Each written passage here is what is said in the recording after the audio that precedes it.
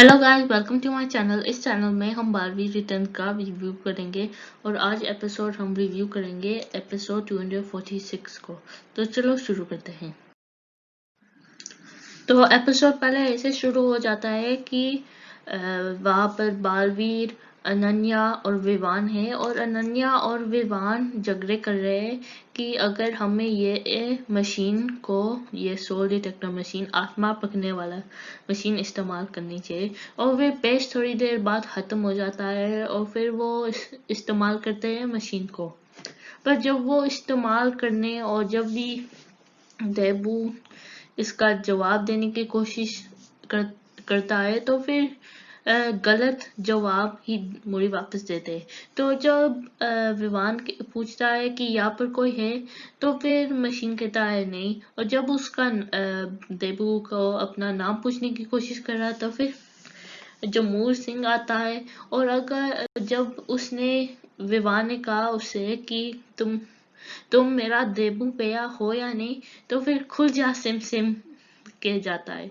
तो ये मशीन खराब हो गया है और फिर बालवीर इससे गुस्सा होया है कि ये मशीन काम क्यों नहीं कर रहा है। और बारी में चिंटू नहीं, रिंकू आता है और रिंकू कहता है कि ये मशीन बिल्कुल ठीक ठाक है, ये पहले खराब था पर मैंने अब इस मशीन को फिक्स किया है।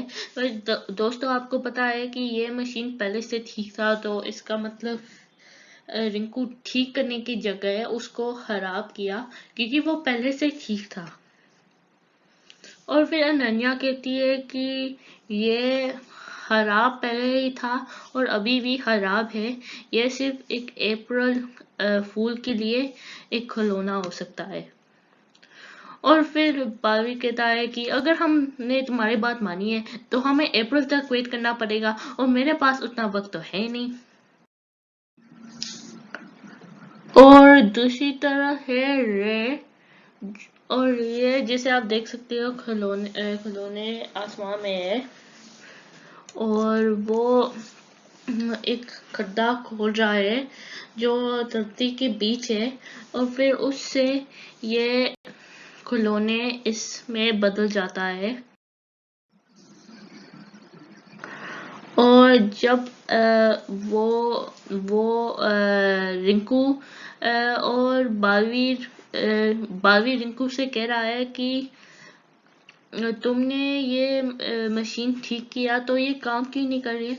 और फिर अचानक से अर्थक्वेक आता है और फिर देबू भी टेप जाता है और फिर देबू को ऐसे लगता है कि शायद उसकी टेपने से, मतलब गिरने से शायद अर्थक्वेक हुआ। और विवान को ऐसा लग रहा है कि शायद वो खिलौने वापस आए हैं क्योंकि हम उसके अमृत के बिना नष्ट नहीं कर सकते हैं।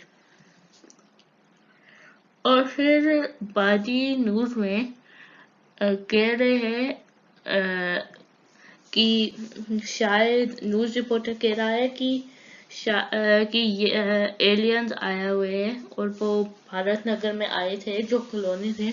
और कोरोना को लगता है कि, और ये बात मानती है कि हाँ शायद एलियंस हैं। और दादाजी कहता है कि ये न्यूज रिपोर्टर हमको उल्लू बना रहे पे, एलियंस ऐसा कुछ नहीं होता है। दूसरी तरफ है अनन्या, बालपरी और विवान वह उनके कमरे में मौजूद थे। और बालपरी कहती है कि वो जो खिलौने थे बच्चे का वो गायब हो गए। और फिर बाबी भी वहां आता है और फिर ये बात सुनकर वो कहता है बालपरी से कि अगर ऐसी बात है तो भारत नगर में के लिए बहुत खतरनाक हो सकता है, पर वो भूल जाता है कि कोई उसकी बात सुन नहीं सकता है। अब दूसरी बात यह है कि वो अमृत की बात करने पे कि और विवान पूछ रहा है बाल परी से कि हम अमृत कैसे ढूंढ पाए, और फिर वो कहती है कि ये नामुमकिन है। और फिर बाली ऐसे बात करते हुए कोरोना जी विवान को अमृत के बारे में सुनाए, और फिर वो आती है।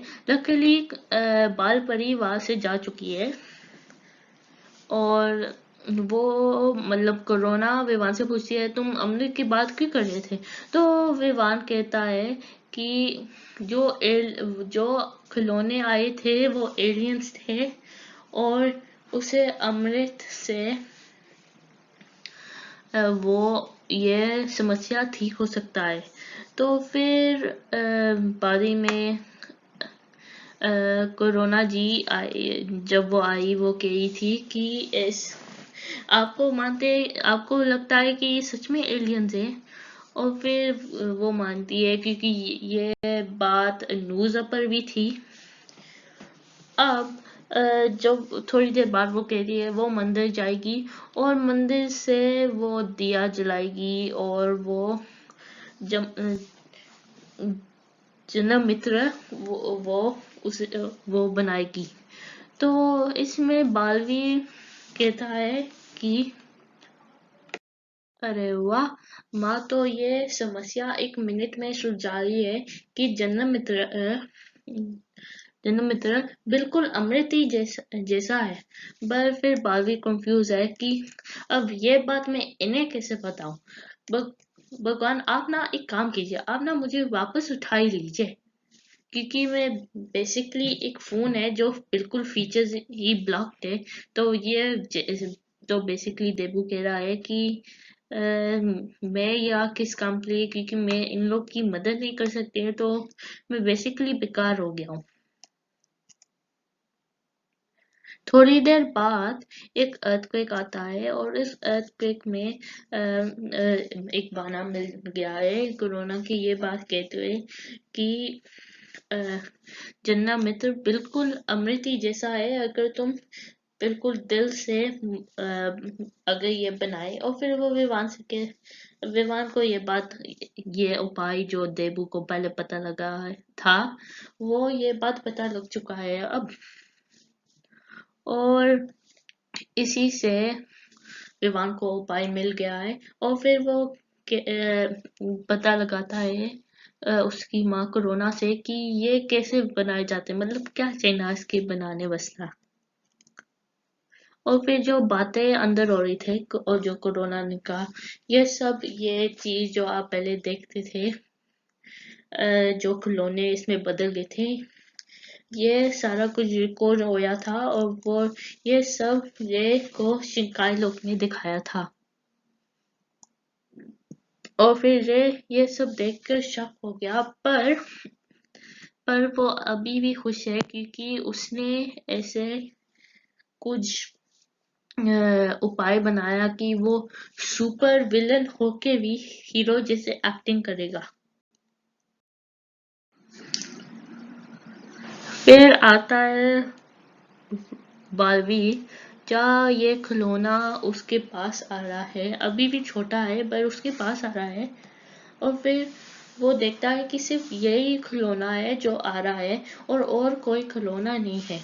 तो शायद इसीलिए ऐसे हो सकता है कि उसको पता लग चुका है कि शायद जो सारी शक्तियाँ वो मिलजुल कर आई है और इस खिलौने में है। तो वो सारे खिलौने थे, उसके जो भी शक्तियाँ थे वो मिलकर इसमें आई है।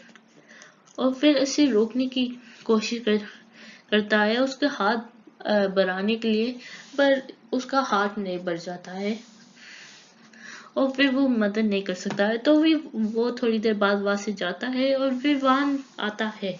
और फिर वान ये देखकर कि ये खिलौना आने वाला है, तो वो अपनी जादू करना करने वाला था, पर तब खिलौना बोलने लगा था कि हेलो सर।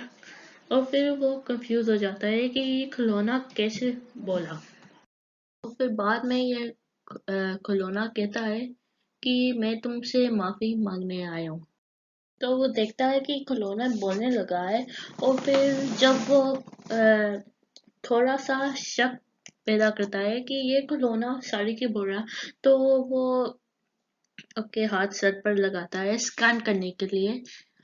और फिर स्कैन करने के बाद उसको ये पता चला कि ये बहुत ईवल है, बहुत पावरफुल है, और ये बेसिकली एक चलता फिरता बम है जो भारत नगर को 1 सेकंड में उड़ा सकता है। और फिर बाद ही में ये खिलौना बड़ा हो जाता है। इसी में एपिसोड खत्म हो जाता है और एंटर आता है प्रोमो।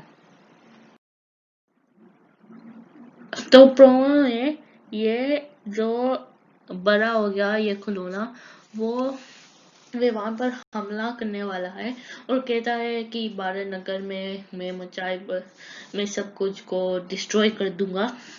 और फिर वो विमान पर हमला कर रहा और विमान ऐसे पीछे हटने की कोशिश कर रहा है ताकि उसे लग ना जाए। और दूसरी तरफ है बालवीर। आपने कई बार ये प्रोमो देखा होगा, पर प्लीज इस पार्ट को स्किप ना कीजिए क्योंकि आगे भी कुछ है। और जैसे आपको पता है कि प्रोमो जो आपने छोटा सा पहले से देखा है कि बालवीर देखता है कि रे उसकी तरफ कोई हाथ हिला रहा है, तो वह पीछे देखता है। फिर रे उंगली उठाता है उसकी तरफ के मैं तुम्हें देख रहा हूँ। और फिर ये है आगे की बात, इसलिए मैंने कहा स्किप ना कीजिए क्योंकि थोड़ा और आ जाता है कि अब वो दोनों रे और बालवीर आमने सामने है।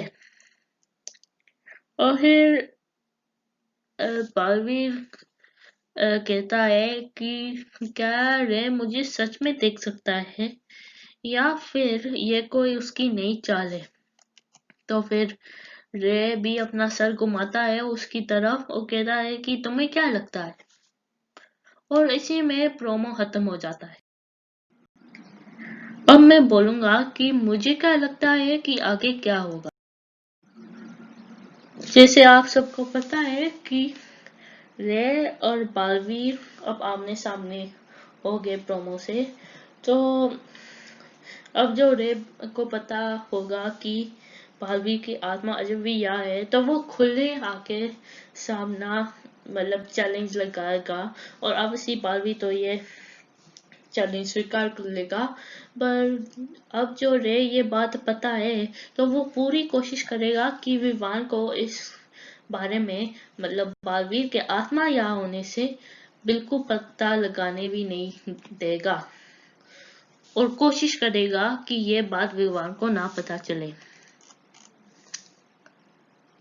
और जैसे आप सबको पता है कि अगर ताकि विवान को ये बात पता ना चले, तो वो विवान पर नजर डाल सकता है। और जैसे आपको पता है कि बाल परी पृथ्वी पर आएगी एक नया बालवीर ढूंढने वास्ता, तो वो नीचे आएगी और शायद विवान से ये बात बता रही होगी। और फिर रे ये बात सुन सकता है ताकि जब वो उसे नजर ला रहा है विमान पर, ताकि उसे कुछ पता ना चले। जब रे ये बात सुनेगा तो वो उन बालवीर मतलब बाल परी और बालवीर मतलब विवान की नजरे से ऊंचे जाएगा और वो विवान पर अपनी कोशिश करेगा। मतलब रे बाल परी के सामने विवान के भला करेगा, उसके बारे में अच्छा बोलेगा ताकि बाल परी ये सोचे कि रे ही है जो बालवीर बन सकता है, क्योंकि वो विवान को ध्यान रख रहा है एक छोटा भाई की तरह। और ऐसे हो सकता है कि ये जो बड़ा सा खिलौना है इससे रे ही उसे हरा सकता है ताकि वो विवान की नजरों में ऊपर आ जाए और वो उसके ऊपर बिल्कुल भी शक ना करे। क्योंकि दोस्तों आप जानते हैं कि एपिसोड में जो हमने देखा कि रे ने कहा था कि वो सुपर विलन होके भी वो सुपर हीरो जैसे एक्टिंग करेगा, और शायद इसीलिए ये एक वजह हो सकती है, और इसी तरीका से वो बालवीर बन सकता है धीरे धीरे। यह सिर्फ वही है जो मुझे लगता है कि क्या होगा। यह असल में होगा या नहीं मुझे नहीं पता है। आपको बताइए कि आपको क्या लगता है कि आगे क्या होगा। प्लीज कमेंट सेक्शन में जरूर बताइए कि आपकी रिव्यू क्या है। अगर आपको ये वीडियो पसंद आए तो प्लीज लाइक कीजिए, सब्सक्राइब कीजिए और नोटिफिकेशन बेल भी ऑन कीजिए। Thank you.